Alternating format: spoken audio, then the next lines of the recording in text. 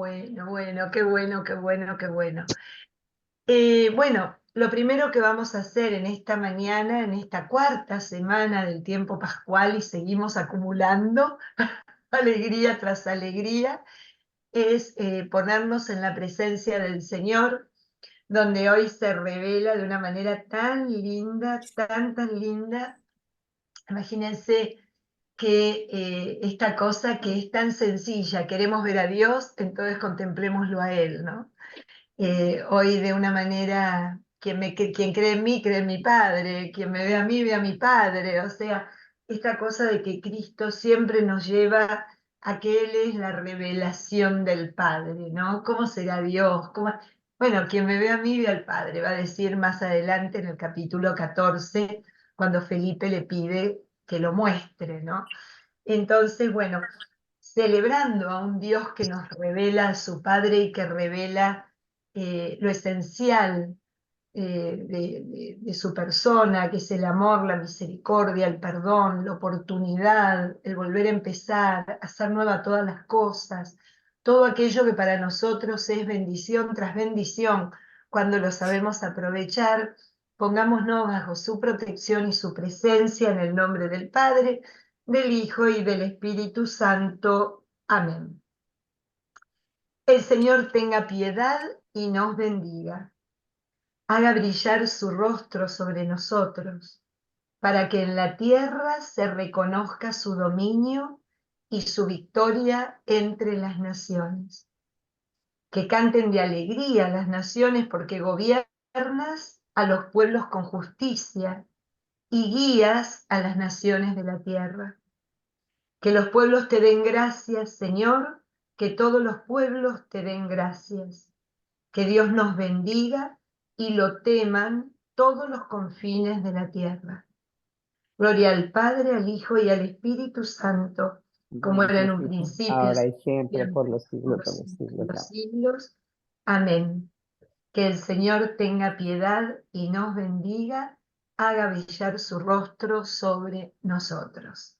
Qué lindo esto en este tiempo pascual donde celebramos la luz, la vida, la presencia real y verdadera del Señor entre nosotros, que nosotros entendamos, como veíamos la semana pasada a través de Esteban, que nuestro objetivo, nuestra vocación es de testimoniarlo a Él. Ahora, claro, qué difícil testimoniar a alguien que no conocemos. Qué difícil ser el espejo de alguien con quien nunca nos encontramos, ¿no? Entonces pidámosle al Señor en este tiempo pascual, en esta hora de gracia, en este tiempo de gracia verdadera, que realmente, como dice el Evangelio de Juan, dice, qué bonito, ¿no? El que cree en mí, en realidad no cree en mí, sino en aquel que me envió. Y el que me ve, ve al que me envió. Que podamos llegar a eso, que podamos nosotros tener esa experiencia de verlo a Cristo y ver a Dios, de saber que nosotros somos su imagen, porque nos podemos reflejar verdadero hombre y verdadero Dios y en Él saber cómo debemos ser, ¿no? Que nos dejemos, que tengamos esa docilidad, ese corazón abierto, no importa cuál sea nuestra misión, cuál sea nuestra vocación, el tipo de vida que hayamos elegido para servirle, ¿no? Tener siempre ese deseo de verlo y ser su reflejo en el lugar donde estamos, en el lugar donde nos encontremos. ¿Para qué? Para que otros a su vez también tengan la posibilidad de conocerlo a través nuestro y desearlo para tener también ellos su propia experiencia de Dios. Todo esto, Señor, te lo pedimos a vos, que sabemos que estás con nosotros, que vivís entre nosotros y nos acompañas siempre, siempre estás a nuestro lado hasta el final de los tiempos. Amén. En el nombre del Padre, del Hijo y del Espíritu Santo. Amén. Bueno. Hoy nos vamos a ir a una carta que a mí, como me gusta contarles todo, como nos enseña o como enseñaba nuestro gran maestro de Biblia, el padre Rivas, puede ser los Gálatas, y en esto se inclinan todos los especialistas en San Pablo, puede ser una de las últimas cartas, pero también puede ser una de las primeras cartas, si no la primera, porque acá el punto no lo tiene ni Pablo, ni la comunidad, ni la carta, sino el lugar al cual va dirigido. La Galacia era una provincia, pero viejísima, viejísima, de más de 1000 años, ya extendida y promoviendo dentro de ella su cultura propia. Les voy a dar un ejemplo. Toda la parte, los galos, la Galacia, de donde Déjate la proviene, luz prendida. ¿no? Ah, Que vemos como son aquellos habitantes de lo que son las islas británicas, ¿no? Lo que es hoy Inglaterra, los galos, los celtas en el norte de la península ibérica, ¿no? Em, Todos formaban parte de la gran civilización o el gran pueblo gálata, el gran pueblo de la Galacia. También los galos, que son los franceses, que luego van a expandirse y van a llegar a ocupar toda la parte de Turquía, parte de lo que es Asia Menor y Grecia, que van a formar lo que se la conoce como la Galacia del Sur, mientras que la otra, la de Gran Bretaña, la del norte de España, etcétera, se la conoce como la Galacia del Norte. ¿A quién le escribió Pablo? Si es a la Galacia del Norte, es la primera carta que la datarían en el año 48, anterior a la tesalonicense. Si es la Galacia del Sur, estaría datada entre las últimas, aproximadamente en el 56 y un poquito más adelante.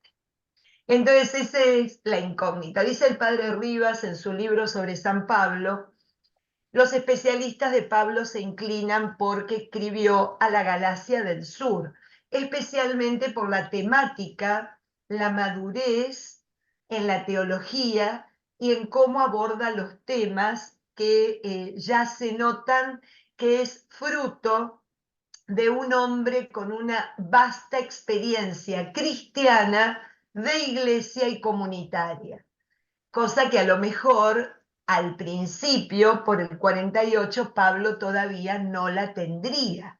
La estaría madurando, la estaría trabajando, estaría justamente preparándose para llegar a la madurez que hoy vamos a encontrar en esta carta tan especial. Fíjense, la voy a compartir con ustedes, esto que les digo, esperen que es aquí, pero aquí es donde termina, nos vamos a ir aquí. Simplemente para ilustrarle dónde podría, déjenme que los voy a poner ahí arriba, a dónde es lo que les acabo de mencionar, ¿no? Se puede ubicar entre las últimas, en esto coinciden la mayoría, escrita justamente después del tercer viaje y último viaje misionero, antes de que Pablo emprendiera ya su regreso a Jerusalén, y ustedes saben que de Jerusalén ya va para Roma directamente apresado, ¿no? Va ya detenido. Estaría datada, en esto coinciden, en el año 57 y 58. Y además ya no queda mayormente duda que pudiera ser la carta escrita en este tiempo, porque está muy relacionada a todo lo que va a mostrar y a compartir Pablo en la carta a los romanos. Entonces no quedaría ya casi duda de esta datación, ¿no? Del momento donde fue escrita. Fíjense que acá les voy a mostrar simplemente en el primer milenio antes de Cristo lo que eran los Gálatas. Miren ustedes qué importante todas las flechitas para dónde van. Unos van para el norte, otros van para el sur, lo que sería la Francia, ¿no? Que yo les contaba recién.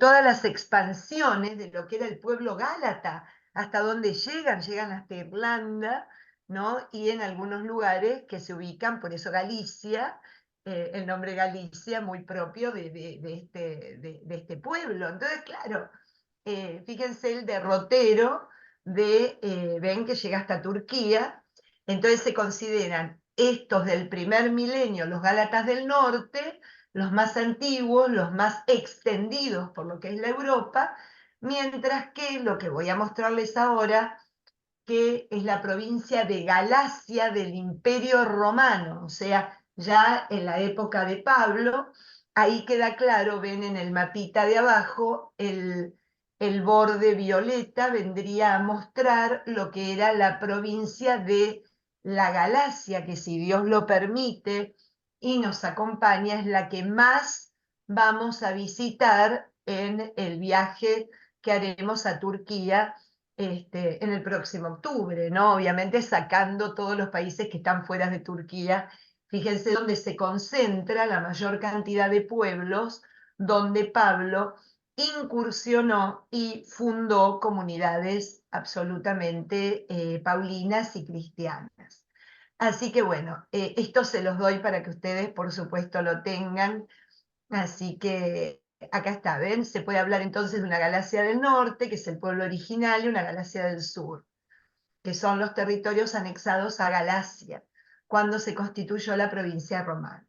Si Pablo escribió a la provincia romana, a los de la provincia romana de Galacia, la carta pudo haberse escrito alrededor del 49. Y si se refiere a los del norte, podría haber sido escrito alrededor del 57, y desde Macedonia. Lo dije al revés, perdónenme. La mayoría de los comentaristas hacen que es la última parte de la vida de Pablo, ¿no? O sea que ya casi no queda duda y ya dejan de discutir al respecto. Antes de empezar a leerla, es bueno que más o menos tengamos un vistazo general. Esta carta el motivo son los judaizantes, aquellos que siguen sosteniendo a través de los grupos cristianos la necesidad de continuar respetando la ley mosaica. O sea, uno llegaría, para decirlo en texto, digamos, sencillo, llegaría a profundizar en las verdades de la fe de Cristo siempre y cuando se mantenga en la fe de la antigua alianza. Entonces vamos a ver que la discusión con el apóstol está centrado en este tema, especialmente el tema de la ley.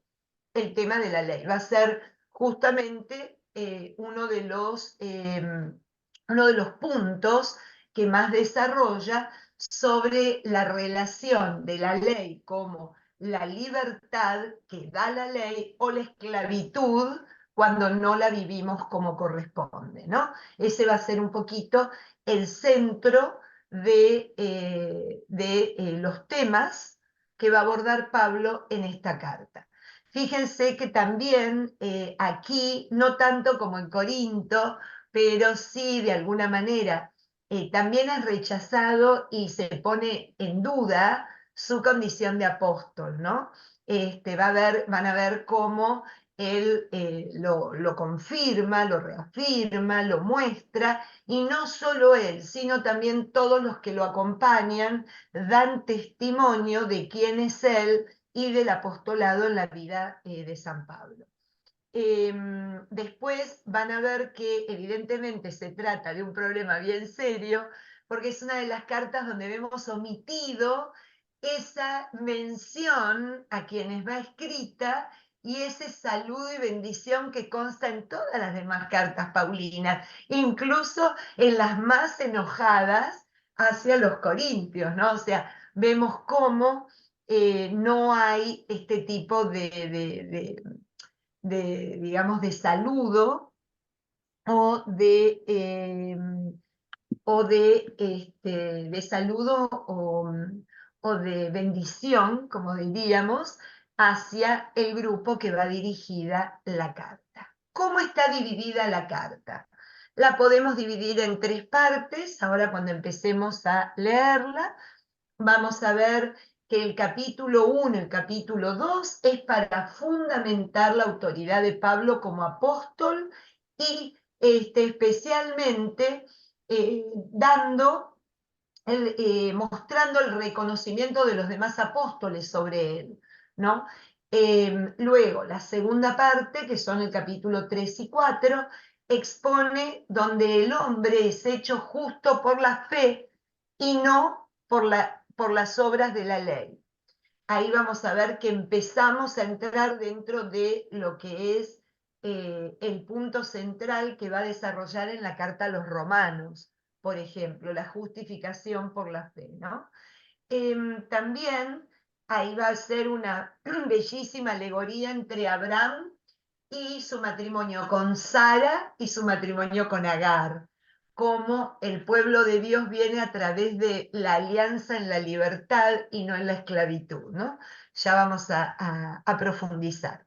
Y la última, la tercera parte, es los capítulos 4 y 5, perdón, 5 y 6, discúlpenme, estaba distraída, 5 y 6, en donde exhorta a la comunidad a vivir plenamente la libertad cristiana. Entonces vamos a profundizar de qué se trata, vivir la vida del Espíritu y cuando vivimos la vida del Espíritu, disfrutar, poder conocer el fruto de las buenas obras, ¿no? Esta vida del Espíritu ya por sí misma produce buenas obras, ¿no? Y es el Espíritu de Dios, es la gracia de Dios que habita en el corazón del hombre. Así que un poquito en estos 6 capítulos vamos a leerlos y a tomar contacto con estas partes, con las 3 partes centrales y que forman.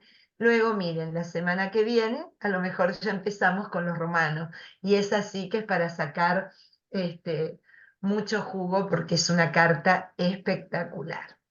Muy bien, voy a dejar de compartir pantalla y empezamos a leer a San Pablo directamente para tener esa experiencia de él. Qué lindo, Marta, verte. Espero que estés recuperada. Un beso. Pablo, apóstol no enviado por hombres ni nombrado por un hombre, sino por Jesucristo y por Dios Padre, que lo resucitó de la muerte, y de los hermanos que están conmigo a las iglesias de Galacia.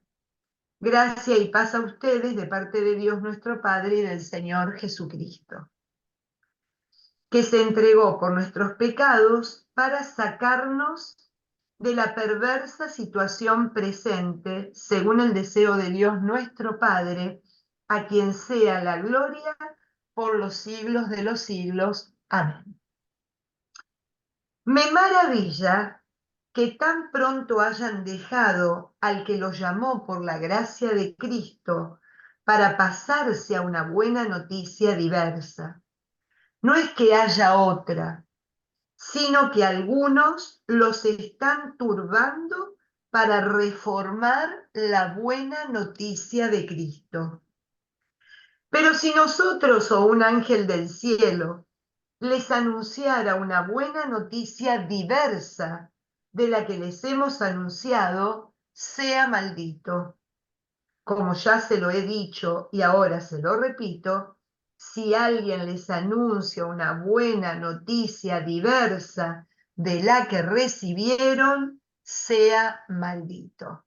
Acá podemos apreciar el enojo, ¿no? La afirmación, como veíamos recién en el comentario introductorio, la afirmación de su condición de apóstol, que lo basa en esto. Pablo, apóstol, miren cómo empieza la carta.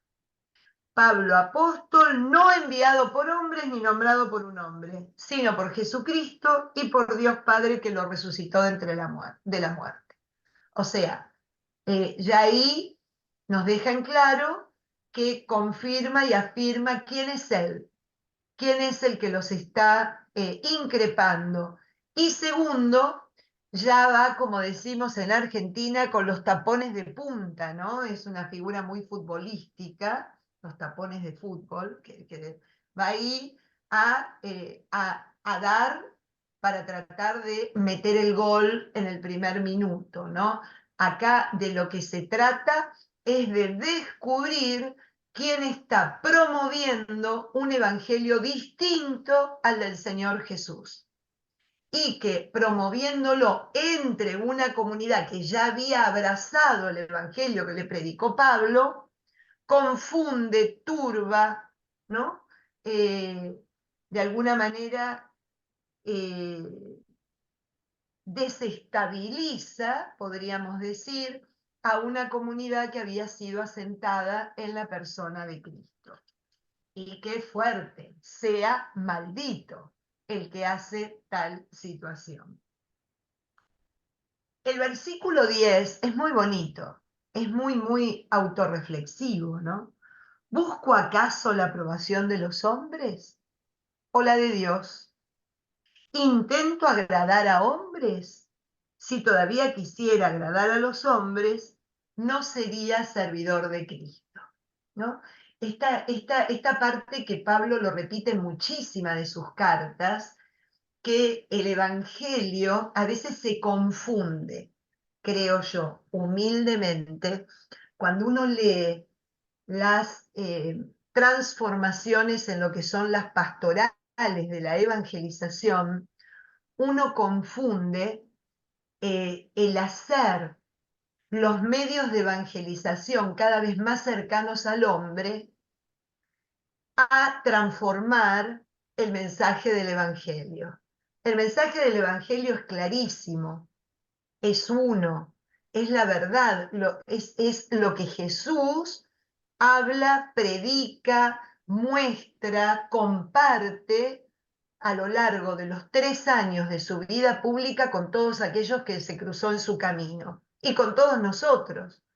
Entonces, ¿se puede cambiar la verdad del Evangelio para tratar de agradar y hacerle decir al Evangelio lo que queremos escuchar? Porque a eso se le llama muchas veces el quinto Evangelio, pero no el quinto Evangelio que surge por la experiencia de Cristo en mi vida y que yo doy testimonio de él. No, el quinto Evangelio en donde yo transformo la palabra de Dios hacia los puntos que yo necesito que digan lo que no dice, simplemente para tranquilizar, para poner a lo mejor un paño frío sobre algo que me está preocupando, que me está doliendo y que es parte o de mi realidad o de la realidad donde vivo o de la realidad de alguien que está muy cerca de nuestra vida. El Evangelio lo que tiene de bueno es que nos sacude, nos despierta, nos desconcentra, nos invita, como dice el Señor, cuando empiezan casi todos los mensajes en Marcos, en Lucas, en Mateo y además en Juan de otra manera, a que nos convirtamos y estemos abiertos a una buena nueva, a una buena nueva que nos va a llevar a vivir el bien, la presencia de Dios, ¿no? Realmente la plenitud en nuestra vida. Cuando nosotros tratamos de trastocar el Evangelio para hacerlo y para condicionarlo a lo que a mí me gustaría que dijera, estoy haciendo que Dios no sea Dios. Estoy sacándolo realmente de lo que es y para lo cual fue dicho, entregado, para lo cual vino, ¿no? Somos nosotros los que nos tenemos que abrir a esa verdad. De ninguna manera la verdad puede ser transformada en lo que a nosotros, por nuestra circunstancia y conveniencia, nos gustaría, porque justamente es dada para nuestra salvación, para nuestra conversión, para nuestra plenitud, ¿no? Entonces, fíjense qué belleza, porque lo repite muchísimo en Tesalonicenses, recuerdo que también, ¿acaso yo lo que les digo es para agradar a los hombres? ¿Es para agradar a los hombres? ¿Qué pasaba en la antigüedad? ¿Dónde se ponía el foco en el Antiguo Testamento sobre este tema? En los profetas. Cuando Jeremías, Ezequiel, Isaías denuncia la proliferación de falsos profetas que hacen y dicen lo que las autoridades y las personas querían escuchar, y no a lo que a las personas le hubiese hecho bien escuchar, cambiar y empezar a vivir de otra manera. ¿Para qué? Para el bien de todos, ¿no? No para el bien de unos pocos. Hoy, mientras leíamos y rezábamos el Salmo, esto tan, eh, tan fuerte, ¿no? Tan especial que dice el Salmo, dice, eh, em, dice, para que en la tierra se reconozca su dominio y su victoria entre las naciones. Ojalá en estos momentos el Señor en quien nosotros, a quien nosotros le pedimos amparo, ante quien caminamos, el Señor que es la fuente de nuestra vida, fuera el que tuviese desplegado su dominio sobre la tierra, ¿no? Porque dice, gobiernas a los pueblos con justicia y guías a las naciones de la tierra. Ojalá, porque sabemos que el Señor en quien creemos es el Dios del bien, el Dios de lo bueno, el Dios de lo santo, el Dios de lo bello, como diría Pablo en otra carta. Cuando nosotros queremos sacar a ese Dios de lo que es y de quién es, de qué se trata, a transformarlo en una condición humana, es cuando comienzan a pasar las cosas que habitualmente vemos que pasan, ¿no? Hacemos un Dios a nuestra imagen y lo predicamos de esa manera, a nuestra semejanza, y lo imponemos de esa manera, y empieza el zafarrancho este, en todo su esplendor que somos capaces de hacer los seres humanos. Entonces, San Pablo acá, la exhortación que yo veo es cuando nosotros, cada uno en su ministerio, en su pastoral, en esto que Dios te encomendó en tu vida, por vocación y por misión, ¿cuál es tu objetivo? ¿El de agradar a los hombres o el de agradarlo a Él para tratar de que los hombres vivan en la plenitud y en la verdad?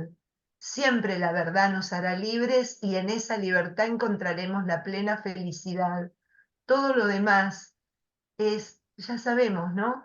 Es pan para hoy, hambre para mañana, nos llena de angustia. Enseguida, cuando se acaba la novedad, la satisfacción que presenta determinadas situaciones o cosas, empezamos a caer nuevamente en el hambre y en la sed de algo profundo y esencial, ¿no? Dios, entonces, esta pregunta de Pablo nos tiene que llevar a nosotros también preguntarnos cómo ejercemos nuestro ministerio. Y eso no significa que no lo hagamos, porque esto, agradar a Dios, significa hablar, llevar, vivir con un amor tal que a través del amor, de la caridad, de la entrega, también pueda sembrarse la semilla de este reino, ¿no? Esto no tiene que ser impuesto o mal vivido, mal transmitido o mal llevado. Así que bueno, es algo que ya nos hace pensar en el capítulo 1 a nosotros también, como me imagino a los Gálatas. Les hago saber, hermanos, que la buena noticia que les anunció, no, que les anuncié, perdón, no es de origen humano.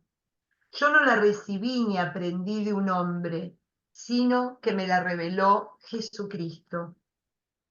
Sin duda, han oído hablar de mi anterior conducta en el judaísmo. Violentamente perseguía la iglesia de Dios, intentando destruirla. En el judaísmo superaba a todos los compatriotas de mi generación en mi celo ferviente por las tradiciones de mis antepasados. Pero cuando Dios, quien me apartó desde el vientre materno y me llamó por su mucho amor, quiso revelarme a su Hijo para que yo lo anunciara a los paganos, inmediatamente, en vez de consultar a hombre alguno o de subir a Jerusalén a visitar a los apóstoles más antiguos que yo, me alejé a Arabia y después volví a Damasco. Pasados 3 años subí a Jerusalén para conocer a Pedro y me quedé 15 días con él. De los otros apóstoles no vi más que a Santiago, el pariente del Señor. En esto que les escribo, Dios es testigo que no miento. Más tarde me dirigí a la región de Siria y de Cilicia. Las iglesias cristianas de Judea no me conocían personalmente. Solo habían oído contar: el que antes nos perseguía, ahora anuncia la buena noticia de la fe, que en otro tiempo intentaba destruir, y por mi causa, Dios.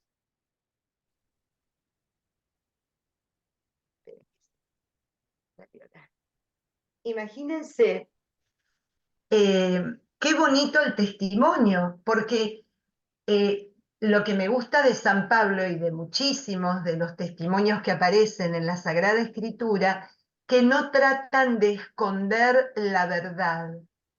La verdad siempre subyace en el testimonio que van a presentar.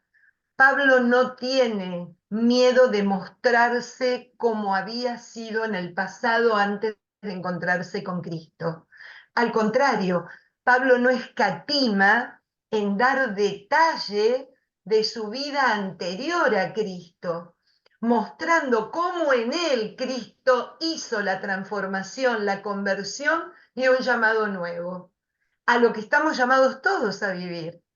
Si yo antes era un perseguidor, y no solo un perseguidor, un maltratador de la comunidad cristiana, ahora, desde que Cristo se apareció en mi vida cambió y lejos de perseguirla, promuevo el Evangelio y vivo dando testimonio de lo que en mí realizó el Señor.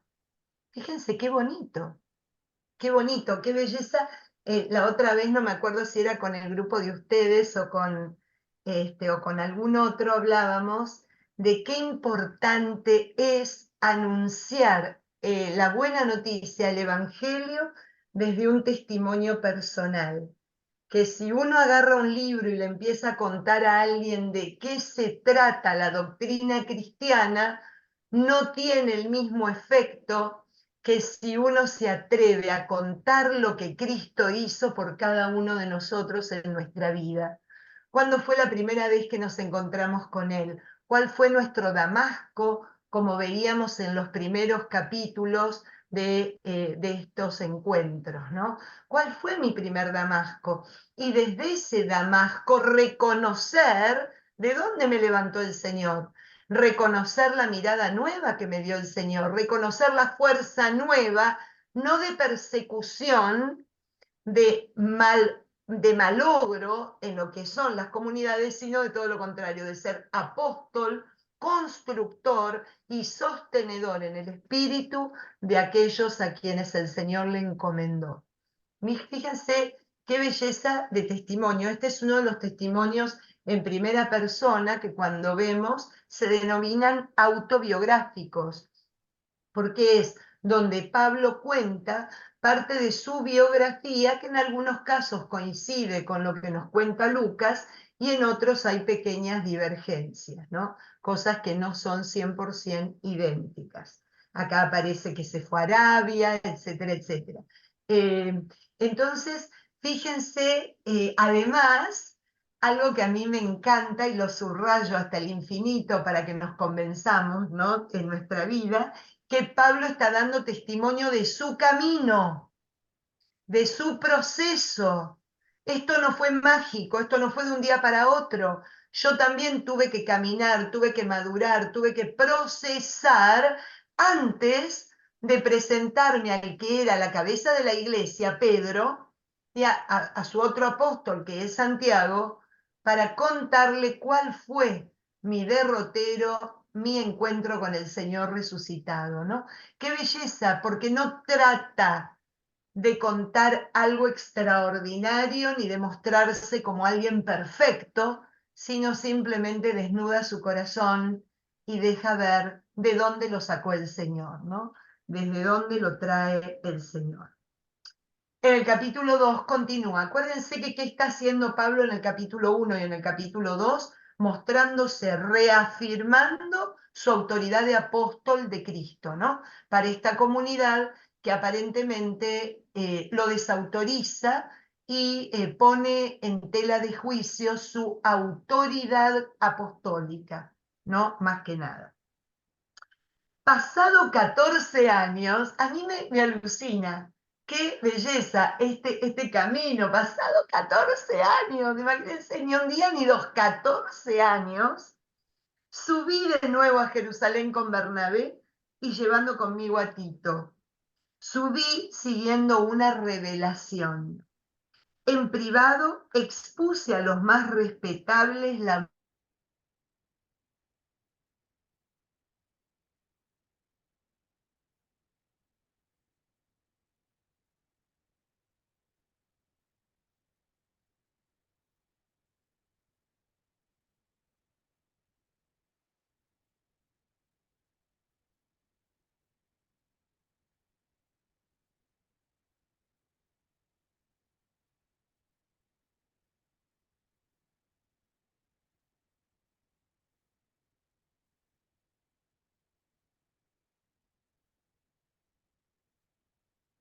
Hello. No hay voz. No hay voz. Creo que se desconectó. Me Ahora voy vuelve a a entrar. conectar con ella, ¿ok? Ok.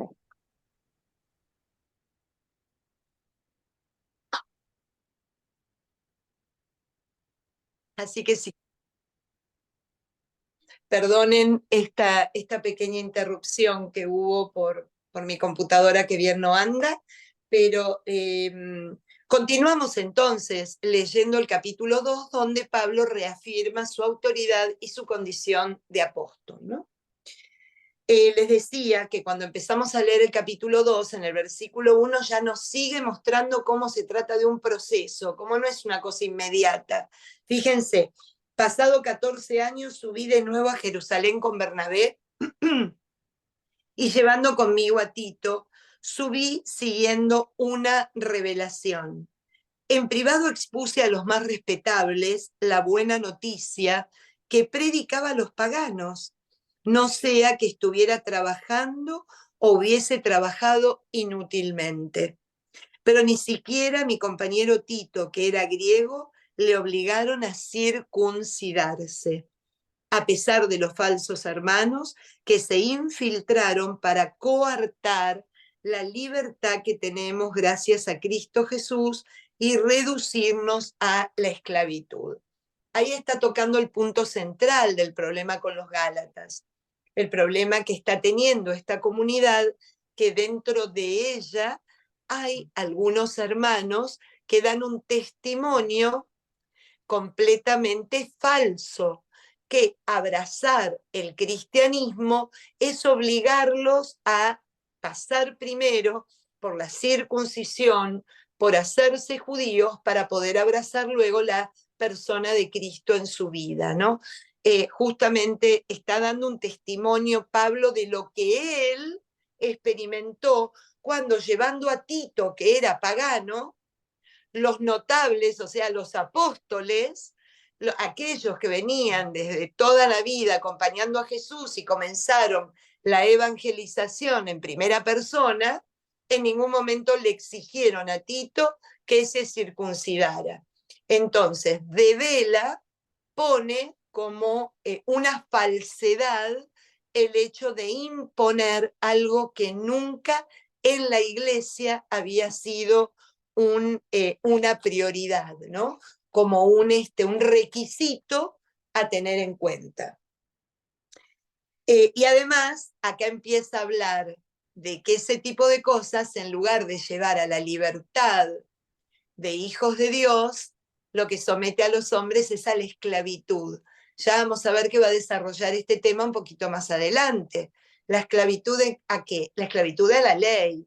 Un poco lo que el Señor va transmitiendo a los fariseos, a los doctores de la ley, a aquellos que se le van oponiendo en su revelación del Evangelio, cuando les muestra que la ley fue hecha para el hombre y no el hombre para la ley, ¿no? Basándose en eso es que Pablo continúa con este tema. Yo no cedí un momento ni me sometí porque tenía que mantener para ustedes la verdad de la buena noticia. En cuanto a los respetables, hasta qué punto lo eran no me importa, porque Dios no hace diferencia entre las personas. Ellos no me impusieron nada. Al contrario, reconocieron que se me había confiado anunciar la buena noticia a los paganos, así como a Pedro fue confiado el anuncio a los judíos, porque el mismo Dios que asistía a Pedro en su apostolado con los judíos, me asistía a mí en el mío con los paganos. Entonces Santiago, Cefas y Juan, considerados los pilares, reconociendo el don que se me había hecho, nos estrecharon la mano a mí y a Bernabé en señal de comunión, para que nosotros nos ocupáramos de los paganos y ellos de los judíos. Solo pidieron que nos acordáramos de los pobres, cosa que siempre he tratado de cumplir. Fíjense qué belleza que hace Pablo, confirmar su autoridad apostólica que le viene de Cristo y reafirmada por aquellos que Cristo mismo eligió para su apostolado y que ejercían el apostolado en una comunidad judía. En la comunidad judía probablemente de Jerusalén y alrededores, ¿no? Mientras que a él y a Bernabé, justamente lo leemos hoy en los Hechos de los Apóstoles, la primera lectura, se le confía la promoción del Evangelio, de la buena noticia, de la vida de Cristo y de sus enseñanzas y de esta buena nueva para toda la humanidad en el mundo pagano. Ahí tenemos los dos grandes pilares que siempre celebra la Iglesia, Pedro y Pablo. Pablo en el mundo pagano y Pedro en el mundo judío y sus alrededores. Cuando Cefas llegó a Antioquía, me enfrenté con él abiertamente, porque su conducta era censurable, ya que antes de la llegada de algunos enviados de Santiago, solía comer con los paganos. En cuanto llegaron, dejó de hacerlo y se apartó por miedo a los judíos. Los otros judíos cristianos se pusieron a disimular como él, hasta el punto que incluso Bernabé se dejó arrastrar a la simulación. Cuando vi que no procedían rectamente según la verdad de la buena noticia, dije a Pedro en presencia de todos: si tú, que eres judío, vives al modo pagano y no al judío, ¿cómo obligas a los paganos a vivir como judíos? ¡Wow! Miren ustedes la autoridad moral que de alguna manera esgrime y pide que sea reconocida en su actitud que había tenido con Pedro, ¿no? Cómo le exige a Pedro ser coherente, ser veraz.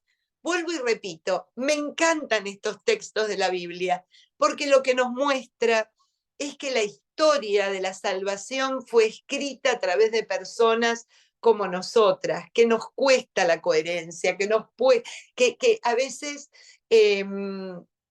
tenemos temor por el que dirán, tenemos temor de ser nosotros mismos y nos vamos adaptando, ¿no?, a aquello, incluso hasta dentro de la misma comunidad, de la iglesia, ¿no? No acallamos aquello que Dios nos confió transmitir y sabemos de alguna manera que lo que estamos transmitiendo no se aleja ni de la verdad ni de la esencia de lo que Dios quiere que transmitamos desde Él, ¿no? Entonces Pablo hace de alguna forma este llamamiento. Es una cosa bien fuerte. ¿Cómo quieres que los paganos vivan como judíos si tú, que eres judío, vives como los paganos? ¿Y en qué se basa? En que no es veraz, en que no respeta la verdad, en que no es coherente con lo que cree, que no es coherente con lo que predica, actitud reprobable de aquellos que no abrazan la vida con Dios, ¿no? Cómo Pablo ejerce la corrección fraterna con el mismísimo Pedro, ¿no? Nosotros, judíos de nacimiento, no pecadores venidos del paganismo, sabemos que el hombre no es justificado por observar la ley, sino por creer en Jesucristo. Nosotros hemos creído en Cristo Jesús para ser justificados por la fe en Cristo y no por cumplir la ley, porque por cumplir la ley nadie será justificado. A ver, acuérdense en el Evangelio la cantidad de veces que los doctores de la ley, preocupados para heredar la vida eterna, le preguntan al Señor, ¿y qué tenemos que hacer? Y cómo el Señor desvía el hacer en el ser, en el ser. Háganse prójimos, dense por completo, ¿no? Amen. O sea, inmediatamente a lo que Cristo lleva a través del Evangelio es que el hacer brota de un corazón profundamente tomado por Dios, un corazón lleno, empapado de la gracia de Dios. La gracia en ese corazón hace que las obras siempre sean buenas. En cambio, el cumplir puede ser que yo esté cumpliendo, ustedes que lavan las copas y los platos, no limpian el corazón de donde salen los excrementos, la injusticia, la infidelidad, el adulterio, las malas acciones, va a decir el Señor en el Evangelio, ¿no? No por actuar cumpliendo a rajatabla significa que tengo un corazón convertido.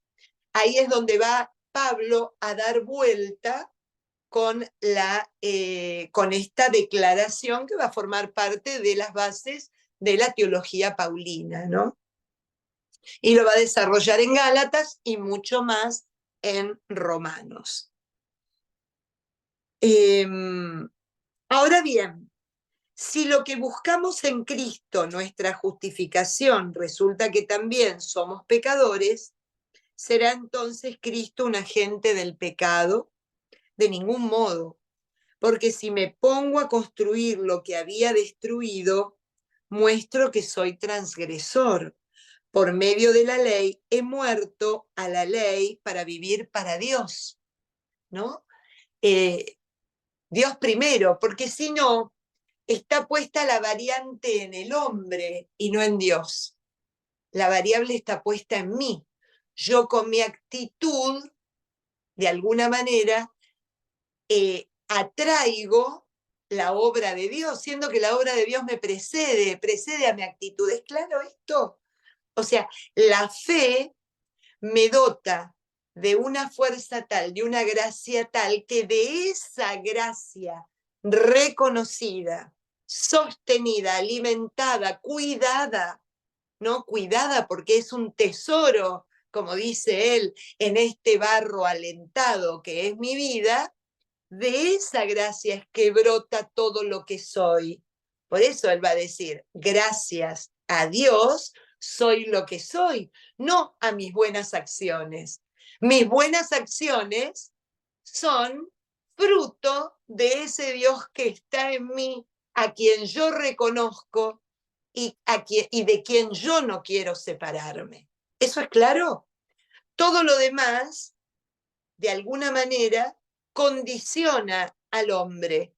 mientras que la presencia de Dios en su corazón le da una plenitud, una libertad tal que es aquella de la que declaran muchos santos, de amar y hacer lo que quiera. Amar en el sentido bíblico, amar en el sentido de cruz, amar en el sentido oblativo, ¿no? Se entiende. Pero vamos a seguir para que nos aclare un poquito más. He quedado crucificado con Cristo y ya no vivo yo, sino que es Cristo que vive en mí. La famosa frase está acá en Gálatas. Y mientras vivo en carne mortal, vivo de la fe en el Hijo de Dios, que me amó y se entregó por mí. No anulo la gracia de Dios, porque si la justicia se alcanzara por la ley, Cristo habría muerto inútilmente, porque no hay acción del hombre que pueda conquistar la gracia de Dios. Nada de lo que hagamos sería suficiente para obtener la gracia de Dios. La gracia de Dios nos viene por el inmenso amor que Él nos tiene. Nada de lo que hagamos justificaría que Cristo subió a la cruz para darnos la plenitud y la eternidad, sino que por puro amor a nosotros lo hizo. Y eso nos compromete desde otro lugar, sabiendo y empezando y agarrándonos de eso, ¿no? Él, miren lo que dice, no anulo la gracia de Dios, porque si la justicia se alcanzara por la ley, Cristo murió inútilmente. Seguiríamos todavía en el plano de la antigua alianza, de las 300 y pico, 600 y pico de leyes, perdón, que habría que cumplir para mantenerse en la categoría de los justos, ¿no? De aquellos que por cumplirlas serían justificados ante Dios. Gálatas insensatos, ¿quién los ha seducido a ustedes? ¿Ante quiénes fue presentada la imagen de Jesucristo crucificado? Una sola cosa quiero que me expliquen. ¿Han recibido el Espíritu por cumplir la ley o por haber escuchado con fe? Porque el que escucha con fe sabe que este Espíritu viene de Dios. Es mucho más grande lo que pasa desde esa consideración y esa revelación interior, que yo sé que todo me viene por la gracia de Dios, que lo que yo puedo conquistar por mis pequeñas acciones, ¿no? Tan insensatos son que habiendo empezado con el espíritu han acabado en el instinto. ¿Han experimentado en vano cosas tan importantes? Imposible que haya sido en vano. Aquel que les da el espíritu y hace milagros por medio de ustedes, lo hace porque cumple la ley o porque creen en la predicación. Por ejemplo, Abraham creyó en Dios y esto le fue tenido en cuenta para su justificación. Comprendan entonces que los verdaderos hijos de Abraham son los que tienen fe. La Escritura preveía que los paganos alcanzarían la justificación por la fe, y así Dios anticipa a Abraham la buena noticia. Por ti todas las naciones serán bendecidas. Por eso es nuestro Padre en la fe. Así los creyentes son benditos con el creyente Abraham. Los que dependen del cumplimiento de la ley caen bajo una maldición, porque está escrito, maldito quien no cumple fielmente todo lo escrito en el código de la ley. Y que nadie es justificado ante Dios por cumplir la ley se prueba porque el justo vivirá por la fe, no por la ley. ¿No? Eso lo dice en el Éxodo. En cambio, la ley no depende de la fe. Antes bien, quien la cumpla vivirá por ella. Cristo nos rescató de la maldición de la ley, sometiéndose él mismo a la maldición por nosotros, como está escrito, maldito el que cuelga de un leño, del libro del Deuteronomio, ¿no? Así la bendición de Abraham por medio de Cristo, Jesús, se extiende a los paganos para que nosotros podamos recibir por la fe el Espíritu prometido. Fíjense que es un poco esto que Pablo pone tan claro, es la predicación de los profetas de Israel, cuando estaban en contra, por ejemplo, del ritualismo. Ya no quiero, ya detesto sus inciensos, no escucho sus oraciones, me dan asco sus sacrificios. Lo que yo quiero es un corazón contrito, ¿no? Lo que yo quiero es un alma arrepentida, lo que quiero es que realmente se den cuenta de qué se trata la relación con este Dios, dirían los profetas, que es una relación de una fe encarnada, una fe que se pueda ver no por un simple cumplimiento, sino por un don de amor, un don de vida, de la misma manera que se recibe el don de amor y el don de vida de aquel que lo da, que es Dios mismo. ¿Es claro esto? Porque hay veces que estamos entrando en un punto que es bastante... Yo lo que voy a hacer la semana próxima es, quería entrar en Gálatas porque tengo un PowerPoint en donde desarrollamos toda esta perspectiva de Pablo sobre la fe y la ley, sobre la libertad y la esclavitud, ¿no? Que es la teoría de la gracia a través de la fe. Así que yo les voy a traer si Dios quiere, ya vuelve mi computadora, así que voy a poder mostrarles el PowerPoint y vamos a poder verlo con mayor claridad. Esto que hay veces que como la forma de presentarlo Pablo confunde más que aclara, ¿no? Porque es bastante complicado transmitir este tema y por primera vez, ¿no? En donde se invita a no quedar agarrado a la letra, sino a dejarse mover por el espíritu, ¿no? Y que tanto costaba en aquel momento. Imagínense, la ley de Moisés era la base de la creencia judía, siendo que en realidad debería de ser la fe en Dios, en aquel que dio la ley. Eso es a donde Pablo los quiere llevar. Si ustedes quedan atrapados en la ley, quedan acotados en lo que pueden o no pueden. En cambio, en la fe lo pueden todo, porque para Dios no hay nada imposible. Ahí es a donde los quiere llevar, a que amplíen su creencia y a que amplíen o mejor dicho, a que saneen esta relación con Dios, ¿no? Que trae muchas más bendiciones que problemas. Hermanos, emplearé un ejemplo en la vida cotidiana. Cuando un hombre hace un testamento en forma de vida, nadie puede anularlo ni añadirle nada. Ahora bien, las promesas fueron hechas a Abraham y a su descendencia. No dice descendientes en plural, sino en singular, y a tu descendiente, que es Cristo. Ahora bien, les digo esto, un testamento ya otorgado por Dios no puede anularlo una ley que llega 430 años más tarde, invalidando la promesa. Porque si la herencia se recibe en virtud de la ley, ya no lo es en virtud de la promesa. Y a Abraham se la regaló Dios en virtud de la promesa. Esos 430 años es el tiempo de distancia entre Abraham y la ley del Sinaí. A eso hace referencia Pablo cuando la expresa de esta manera.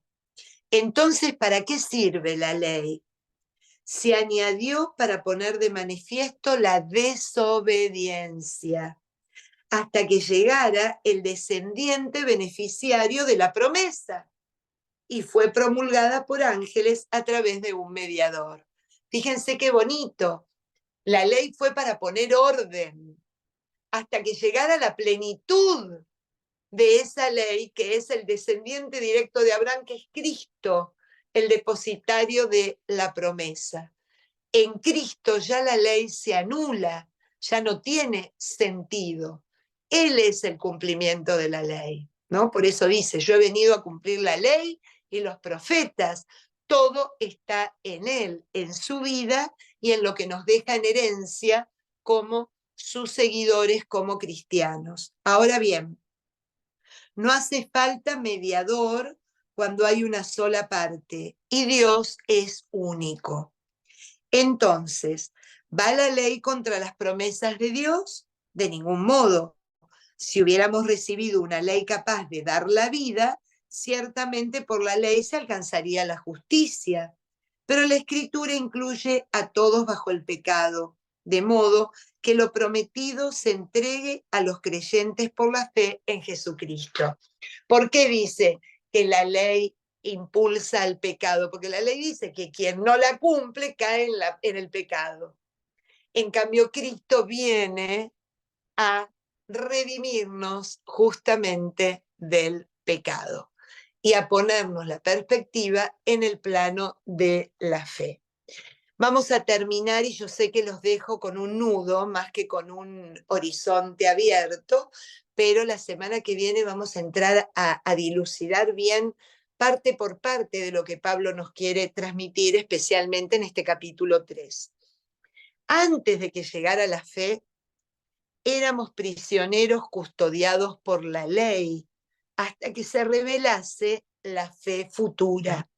De modo que la ley era nuestro guía hasta que viniera Cristo y fuéramos justificados por la fe.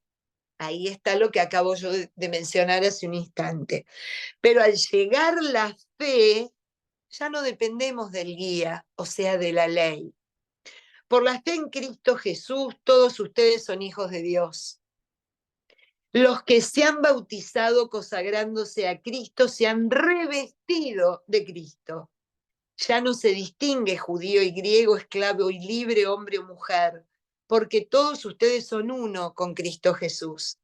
Y si ustedes pertenecen a Cristo, son descendencia de Abraham, herederos de la promesa, de esa promesa que Dios le hace a Abraham 430 años antes de dar una ley. ¿Para qué da la ley el Señor? Para que no caigan nuevamente en la esclavitud de la cual los había rescatado cuando salieron de Egipto, ¿no? Que es lo que está celebrando esta semana el pueblo de Israel. Pero en Cristo Jesús está la libertad, él mismo lo dice, la verdad es la libertad. Entonces ya no podemos quedar apegados a la ley. ¿Y esto por qué lo dicen? Por los judaizantes que estaban dentro de las comunidades cristianas, que lo que imponían era la vida de la ley y la revelación de Cristo. ¿Qué dice Pablo? Gálatas, no es necesario lo primero porque Cristo viene a superarlo, viene a transformarlo, viene a liberarlo. La vida ahora es en Cristo, no en la ley. Ahí está el punto central de lo que acabamos de leer como resumen. La vida es en Cristo y en Él vamos a obtener la bendición que fue la promesa de Dios hecha a Abraham, que de Él y con Él recibirán la bendición todas las naciones de la tierra. Así que bueno, no los voy a marear más. Vamos a seguir la semana que viene, pero bueno, ven cómo cambia ya de manera bien clara la forma de transmitir lo que va a ser su teología, las bases de la creencia paulina, ¿no? Obviamente que esto va a estar mucho más desarrollado, por eso es un tema que, independientemente de lo que leamos en Romanos y lo que sigamos leyendo en Gálatas, merece ser tratado como un tema per se. Así que si Dios quiere, el tema de la gracia, el tema de la fe, el tema de la ley, el tema de la justificación, lo vamos a ver puntualmente la próxima semana. Le vamos a dedicar un tiempito para poder entenderlo un poquito más a lo que vamos a ir leyendo en las cartas. ¿Alguna pregunta? Me imagino que tienen miles. Aguarden un poco a la semana que viene si tiene que ver con este tema, porque ahora no nos va a dar tiempo a desarrollarlo completamente. Sí, Elsa, adelante. Hola, Patricia, no. Siempre tuve la duda. La ley y todo lo que después Moisés impuso, porque en la parte del Evangelio donde se habla sobre el divorcio, le dice la gente, Moisés lo permitió. ¿Qué es? Yo no entiendo muy claro eso, si vos me podés aclarar, entre la ley que hizo Moisés y la ley de Dios. La ley de Dios es la ley del decálogo. Luego, obviamente, que se agregaron en la vida cotidiana del pueblo a lo largo de los años un montón de leyes que partieron de esa ley esencial que era el decálogo, las 10 palabras que Dios le da a Moisés en el templo. Por eso Jesús dice, ante la ley, ¿qué es lo que dijo, qué es lo que dijo Dios? El hombre y la mujer dejan a su madre y a su padre y se unen y son una sola carne. Tiene más importancia la ley de Dios que la ley de un hombre que permite y por el corazón endurecido les dio el divorcio, ¿no? Que justamente es una de las leyes mosaicas, podríamos decir una de las leyes comunitarias, ya que el divorcio era aceptado, y lo es hasta el día de hoy, en el judaísmo. Y en aquel momento, hasta por cualquier cosa, porque la mujer no cumplía bien su actividad doméstica, porque porque había de alguna manera traicionado las expectativas del hombre, por supuesto que en el caso de que no pudiera tener familia, porque no podía seguir teniendo descendencia, por muchos motivos. Por eso dice el Señor, ustedes tuvieron esa ley porque tenían endurecido el corazón, ¿no? Porque simplemente buscaban el efecto, buscaban la efectividad, buscaban de alguna manera la justificación, mientras que la justificación a una actividad o a una actitud, mientras que Dios va más allá y hace que el matrimonio sea realmente una unión esencial, en donde incluso se deja la individualidad para poder vivir de manera común, es una auténtica comunidad de amor, ¿no? Que en el capítulo 19 de Mateo dice eso exactamente. Claro, lo que pasa es que, por ejemplo, la contestación de Jesús se fue a la ley de Dios. Es decir, ya son una sola carne, ¿no es cierto? Cuando se unen en matrimonio. Entonces, ¿cómo en ese momento los judíos, ellos aceptaban mucho más la ley de Moisés que la ley de Dios, debido, bueno, ¿no? Es justamente el tema de Jesús en los evangelios, de cómo fueron haciendo de la ley su forma de vida, pero no del encuentro con Dios, que es a lo que Pablo nos quiere llevar ahora. La fe es la esencia de la relación, no el cumplimiento de la ley. Pues yo puedo cumplir la ley sin tener fe, porque ¿de qué se trata la fe? De la transformación de la vida, no simplemente de un cumplimiento que puede ser, como el Señor decía, sepulcro blanqueado, porque el corazón no está convertido. La ley no me garantiza un corazón transformado, en cambio la fe sí. Ahí es a donde Pablo nos quiere llevar. Ahí está el detalle. Gracias, Ahí. Patricia, me lo aclara. No, Muchas ahí gracias. está el punto. El punto está en desde dónde sale la relación con Dios. ¿Sale de un cumplimiento o sale de una auténtica relación consciente de que yo creo, Señor, y obro de acuerdo a esto que creo? Creo en ti y creo en aquello que me propones como forma de vida, no en el cumplimiento, ¿no? Porque el Señor es clarísimo en el Evangelio. Y Pablo en este punto lo expresa de una manera tan cruda y tan dura, y hay veces casi ininteligible, porque como no tenemos la otra carta, no podemos a lo mejor hacer el tema redondo, pero nos queda claro que a quién le está hablando, a los judaizantes, a los que están diciendo volvamos a la ley. Pero ¿cómo vamos a volver a la ley si Cristo supera la ley? Si por la fe en Cristo quedamos absolutamente redimidos y consagrados a vivir una vida nueva a través del bautismo, como hijos amados de Dios. Entonces ahí es a donde Pablo llama y hace que se abra otra perspectiva en estas comunidades que, déjenme decirles algo, es muy fácil de caer. La fe infantil es la fe del cumplimiento. La fe madura es la fe en la creencia y en el creerle a Dios obrando en nosotros. Justamente esto, y por eso es palabra de Dios, porque esto de los Gálatas nos atraviesa a todos. ¿Cómo me relaciono yo con Dios? ¿Por el hecho de que cumplo? ¿De que hago un examen de, bueno, yo no mato, yo no miento, yo no me voy con ningún hombre que no sea mi marido? La verdad que no, el Señor ¿a dónde me lleva? A trabajar mi corazón, a penetrar mis sentimientos, mis intenciones, ¿no? Realmente hacia adentro y a ver que desde ahí, primero, que lo otro no me da ningún tipo de libertad. Es una anestesia de la conciencia. Es un check. Hago esto, hago lo otro, hago lo de acá y lo de allá. ¿Qué era lo que hacía? Acuérdense el joven. Pero si yo todo eso ya lo cumplo. Bueno, entonces vende todo lo que tienes y dáselo a los que lo necesitan. Entrégate. Se fue entristecido. Cumplir es más fácil que entregarse. Cumplir es más fácil que vivir la fe encarnada. Ahí es a donde nos lleva Pablo con estas cartas, que vamos a profundizarlas de una manera. Lo que pasa es que, claro, es un trabalengua, pobre Pablo. Por eso, cumplimiento, ahí está. Muy bien, Ernesto, cumplimiento, cumplo y miento. Así es, así es. Feliz cumpleaños, Emma. No sabemos, acá tu hermano acaba de revelar que es tu cumpleaños hoy, así que feliz cumpleaños.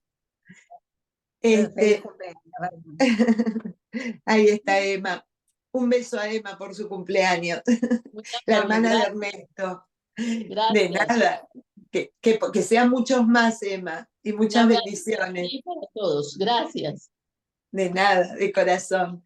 Bueno, la semana que viene seguimos. Recen por nosotros, que tenemos mañana confirmaciones y comuniones el sábado, así que estamos apretados de cosas. Bueno, les dejo un beso enorme. A algunos los veo el viernes, a otros mañana. Patri, gracias. Nos vemos el viernes. Adiós. Adiós. Que les vaya muy bien, muy bien. Gracias por estar siempre. Un beso grande. Adiós, adiós, adiós, adiós. Chao, Patri. Adiós, Gaby, querida. Que estés bien, cuídate del